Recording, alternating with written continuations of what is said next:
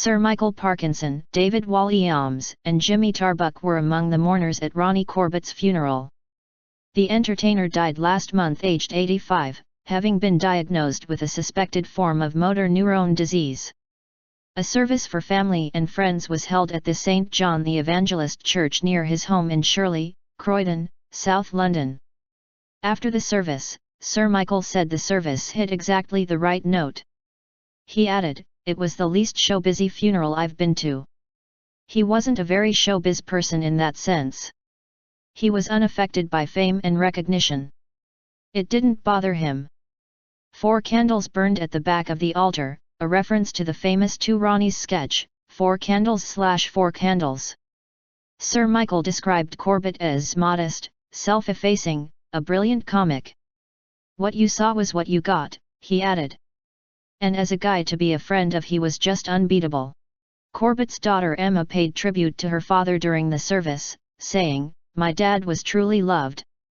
Yes, by the world, and as a family we have felt that with so many kind gestures and flowers and thoughts, but however today is not about Ronnie Corbett the national treasure, it's about Ronnie Corbett the husband, the father, the grandfather and the friend. He was loved and cherished and it is an enormous honor to be his daughter. His integrity, kindness, style and grace were ever present and never left him, even in death," she said. She went on to joke about his height, adding, "For someone known for being short, he would stand next to me 7 foot tall." Canon Arthur Quinn conducted the service and said, "In all those years, he told me one joke which I'm not going to repeat. He was really a very serious man. We talked about all sorts of things, including religion." After the funeral, the cortege moved on to a local crematorium. Barry Cryer, who worked with the Two Ronnies and first met Corbett 50 years ago, said, "I can't think of him without smiling. I'm here and tipping my hat to him." Rob Brydon, who also worked with Corbett and did impressions of the star, said, "People's faces would light up when they saw him, he just brought happiness." The funeral service concluded with a recording Corbett made of a song called Up's the Only Way to Go. A small group of fans gathered outside the church to pay their respects. Tarbuck also paid tribute, saying, "He was much loved.